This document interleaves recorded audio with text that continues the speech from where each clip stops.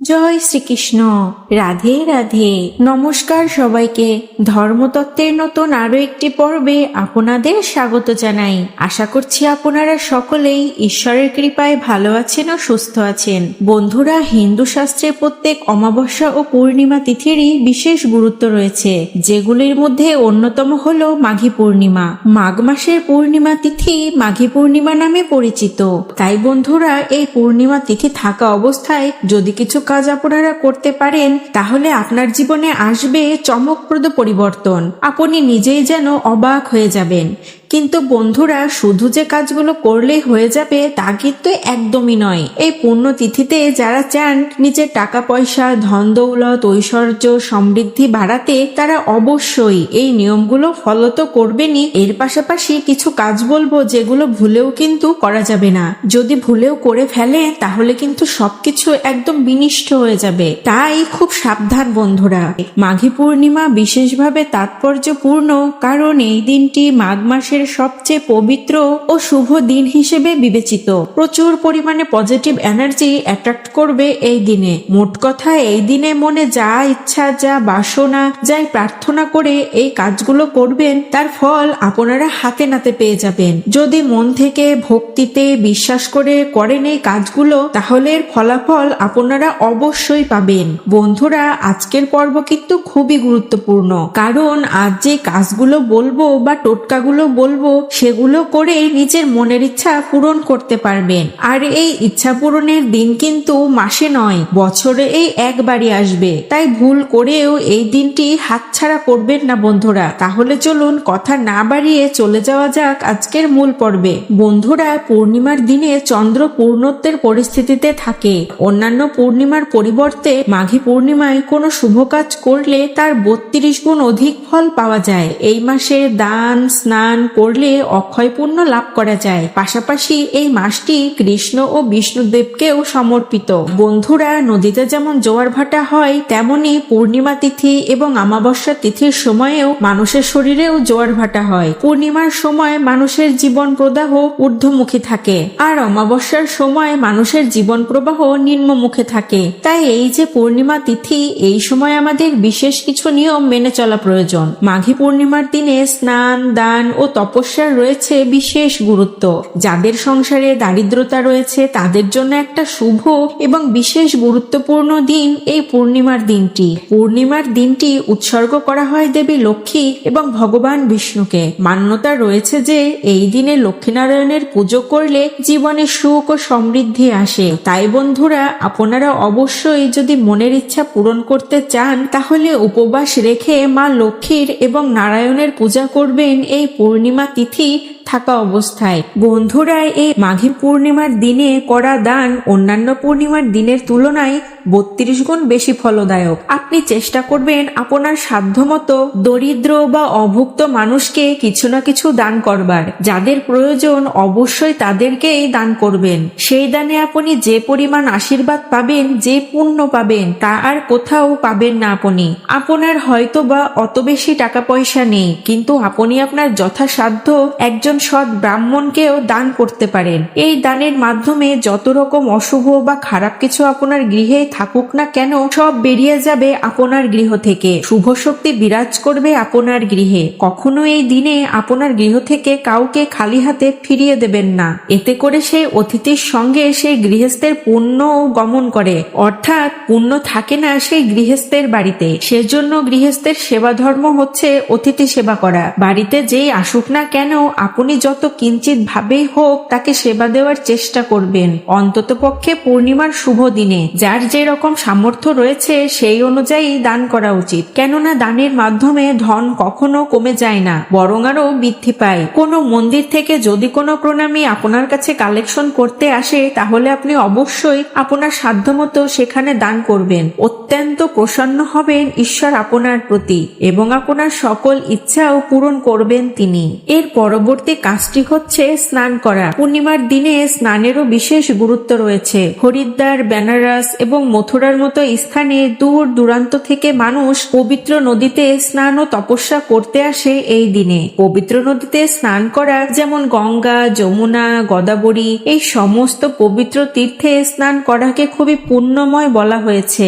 আপনারা এই দিনে নদীতে বা যদি গঙ্গা থেকে থাকে আপনার পাশে, গঙ্গায় স্নান করতে পারেন বা যে কোনো পুণ্য তীর্থেও স্নান সম্পন্ন করতে পারেন। এই পূর্ণিমার দিনে সকালবেলা বা প্রভাতকালে স্নান করাকে খুবই শুভ এবং মঙ্গলময় বলা হয়েছে। যাদের পক্ষে এই সকল পূর্ণ স্থানে যাওয়া সম্ভব নয়, তারা বাড়িতেই গঙ্গা গঙ্গা গঙ্গা 3 বার উচ্চারণ করে বাড়িতেই স্নান করতে পারবেন। এতেও আপনারা একই শুভ ফল লাভ করবেন। বন্ধুরা, আরো একটি বিষয়, সেটি হলো মাঘী পূর্ণিমার দিনে তুলসী দেবীকে লাল ওড়না ও কাঁচা দুধ নিবেদন করবেন এবং সকাল সন্ধ্যা ঘিয়ের প্রদীপ জ্বালাবেন। এই সকল কাজ ভক্তির সাথে করলে সকল ইচ্ছা পূর্ণ হয় এবং আর্থিক লাভ ও সাফল্যের সম্ভাবনাও বৃদ্ধি পায়। তাই আপনারা চেষ্টা করবেন এই পূর্ণিমা তিথিতে সন্ধ্যায় তুলসী দেবীকে একটি লাল ওড়না দান করতে এবং কাঁচা দুধ নিবেদন করতে। একই সাথে প্রজ্বলন করবেন তুলসী দেবীর সামনে একটি ঘিয়ের প্রদীপ। তারপর তুলসী দেবীর আরাধনা করবেন, তুলসী দেবীর পরিক্রমা করবেন। তাহলে আপনার সকল মনোবাসনা, সকল মনের ইচ্ছা পূর্ণ করবেন তিনি। একই সাথে পূর্ণিমা তিথিতে আপনারা সত্যনারায়ণের ব্রত কথাও পাঠ করতে পারেন। পাশাপাশি এই দিনে বিষ্ণু পূজা করলেও বিষ্ণুদেবের বিশেষ আশীর্বাদও লাভ করতে পারবেন। পূর্ণিমা তিথিতে যারা ভাবছেন বাড়িতে পূজা অর্চনা করবেন, এই পূজা অর্চনার কিন্তু বন্ধুরা রয়েছে বিশেষ কিছু নিয়ম। তাহলে চলুন বন্ধুরা এখন জেনে নেওয়া যাক মাঘী পূর্ণিমার পুজোর নিয়মাবলী। আপনারা যদি এই পূর্ণিমা তিথি চলাকালীন সময়ের মধ্যে এই বিশেষ নিয়মগুলো মেনে পূজা অর্চনা সম্পন্ন করতে পারেন, তাহলে আপনারা 32 গুণ বেশি ফলাফল পাবেন অন্য পূর্ণিমা তিথির থেকে। তাহলে চলুন জেনে নেওয়া যাক পুজোর নিয়মাবলী। এই পূর্ণিমা তিথিতে সকাল সকাল উঠে তাড়াতাড়ি স্নান সম্পন্ন করুন। তারপর পরিষ্কার পরিচ্ছন্ন পোশাক ধারণ করে পুজোয় বসুন। এরপর ব্রতের সংকল্প করুন। পাশাপাশি ঠাকুর ঘরে বিষ্ণু মূর্তিও স্থাপন করতে পারেন আপনারা এই দিনে। এরপর ঘিয়ের প্রদীপ প্রজ্বলিত করুন। তারপর বিষ্ণু দেবকে হলুদ ও চন্দন লাগান। এরপর ওং নমো নারায়ণ উচ্চারণ করে শ্রীহরির আহ্বান করুন। এরপর বিষ্ণুদেবকে হলুদ মিষ্টির ভোগ নিবেদন করুন। শেষে আরতি করে প্রসাদ বিতরণ করুন। আর অবশ্যই এই প্রসাদ কিন্তু বাড়ির সকলে মিলে গ্রহণ করবেন। তাহলে আপনারা বাড়ির সকলেই বিষ্ণুদেবের এই আশীর্বাদ প্রাপ্ত হবেন। যদি বন্ধুরা আপনারা আপনাদের গৃহের সুখ শান্তি রাখতে চান, গৃহের উন্নতি চান, গৃহে যদি চান শান্তি বজায় থাকুক, তাহলে তো অবশ্যই উপরের এই নিয়মগুলো মেনে চলতে হবে। কিন্তু এখন আপনাদের জানাবো এমন একটি বিশেষ টোটকা, যে টোটকা এই পূর্ণিমা তিথির রাতে যদি করতে পারেন, আপনার জীবনের পরিবর্তন আপনি নিজেই দেখতে পারবেন। তাহলে চলুন এখন জেনে নেওয়া যাক এই একটি বিশেষ টোটকা, যে টোটকা পালনে আপনার সমস্ত রকম দুঃখ দুর্দশা কেটে যাবে। বন্ধুরা, আপনারা যদি জীবনে পজিটিভিটি বাড়াতে চান, রোগ শোক থেকে মুক্তি পেতে চান, এমনকি শত্রু থেকেও মুক্তি পেতে চান, তাহলে অবশ্যই বাড়িতে তৈরি করুন মুন ওয়াটার। এই মুন ওয়াটার কিন্তু ভীষণই পাওয়ারফুল। আরো বিশেষ করে যদি এই পূর্ণিমা চলাকালীন তৈরি করতে পারেন আর সেটা যদি ঠিকমতো ব্যবহার করতে পারেন, তাহলে রেজাল্ট পাবেন দুর্দান্ত। কিভাবে তৈরি করবেন মুন ওয়াটার, চলুন জেনে নেওয়া যাক। মুন ওয়াটার তৈরি করতে একটি কাচের পাত্রে বা কোনো 1 লিটারের প্লাস্টিকের বোতলও নিতে পারেন, কিন্তু অবশ্যই বোতলটি হতে হবে ট্রান্সপারেন্ট, অর্থাৎ স্বচ্ছ হতে হবে। সাদা বোতলও নিতে পারেন, তাতে জল ভরুন এবং পূর্ণিমার রাতে খোলা জায়গায় চাঁদের আলোতে রাখুন। চাঁদের আলো যেন সরাসরি জলে এসে পড়ে। চাঁদের আলো পড়ছে না এমন জায়গায় বোতলটি রাখা যাবে না। মোট কথা, চাঁদের আলো পাত্রটির গায়ে লাগতে হবে। এই পাত্রটি কয়েক ঘন্টা বা সারা রাতও চাঁদের আলোতে রেখে দিতে পারেন, কিন্তু অবশ্যই খেয়াল রাখবেন যেন ভোর হয়ে না যায়। সূর্য ওঠার আগেই তা সরিয়ে নিতে হবে। সূর্যের আলো পড়লে সেটা আর মুন ওয়াটার হিসেবে গণ্য হবে না। সব থেকে ভালো হবে মুন ওয়াটার বসিয়ে যদি জেগে থাকতে পারেন, 3-4 ঘন্টা মুন ওয়াটার বসিয়ে তুলে নিয়ে আসবেন। এই মুন ওয়াটার আপনি পরবর্তী পূর্ণিমা আসা অবধি ব্যবহার করতে পারবেন, চাইলে তার বেশি সময় ধরেও ব্যবহার করতে পারেন। নিয়মিত যদি এই মুন ওয়াটার পান করেন আপনারা, তাহলে রোগ শরীর থেকে বেরিয়ে যাবে। কারণ এই মুন ওয়াটারে প্রচুর পরিমাণে পজিটিভ এনার্জি থাকবে। এমনকি সকল কাজে সফলতাও পেতে শুরু করবেন আপনি। যেহেতু খুবই পাওয়ারফুল এই পূর্ণিমা, তাই অবশ্যই আপনারা বাড়িতে এই দিনে মন ওয়াটার বসিয়ে বাড়ির সকলে অবশ্যই পান করবেন। শতভাগ নিশ্চিত ভালো রেজাল্ট পাবেনই পাবেন। বন্ধুরা, উপরের এই কার্যগুলো যদি আপনারা একটু নিয়ম মেনে করতে পারেন তাহলে তো এর রেজাল্ট পাবেন শতভাগ নিশ্চিত। কিন্তু এর পাশাপাশি এমন কিছু কার্য রয়েছে যেগুলো যদি ভুল করেও করে ফেলেন তাহলে কিন্তু এই শুভ কর্মের ফলাফল আপনারা একদমই পাবেন না। তাই এখন আপনাদের জানাবো এমন কিছু কার্য যেগুলো করা থেকে বিরত থাকবেন এই পূর্ণিমার দিনে। পূর্ণিমার দিনে কিছু কিছু কার্য করাকে আমাদের খুবই অশুভ এবং অমঙ্গলের বলা হয়েছে। এতে জীবনে নেমে আসে দুর্ভাগ্য, গ্রহদোষও লেগে যায়। তো আমরা সেই সমস্ত বিষয়ে এখন জেনে নিই কোন কার্যগুলো কখনো ভুলেও এই পূর্ণিমার দিনে করা উচিত নয়। এই দিনে মনে রাখবেন বন্ধুরা, ভুলেও কিন্তু ক্ষৌরকর্ম করা উচিত নয়। ক্ষৌরকর্ম অর্থাৎ চুল, দাড়ি, নখ এগুলো কিন্তু কখনোই কাটা উচিত নয়। চুল, দাড়ি, নখ এগুলোকে বলা হয়েছে শরীরের নোংরা অংশ। তাই আপনি এই শুভতম দিনে কখনো ক্ষৌরকর্ম করবেন না। পূর্ণিমা, অমাবস্যা এই সমস্ত দিনে শুধুমাত্র ক্ষৌরকর্ম নয়, গাছপালা, বৃক্ষবাদী কাটাকেও অশুভ বলা হয়েছে। এতে লাগে গ্রহদোষ। এবং দ্বিতীয় যে বিষয়টি হচ্ছে আমিষ ভক্ষণ। ভুল করেও কিন্তু বন্ধুরা এই পূর্ণিমায় আমিষ ভক্ষণ করবেন না। মাছ, মাংস এগুলোকে যতটা সম্ভব এড়িয়ে চলুন। বৃন্দাবনে মাছ মাংসকে জলের পোকা বলা হয়। তারা জলের পোকা বলেও জানে এই মাছ মাংসকে। এটিকে শাস্ত্রে প্রকৃতই নিষিদ্ধ করা হয়েছে।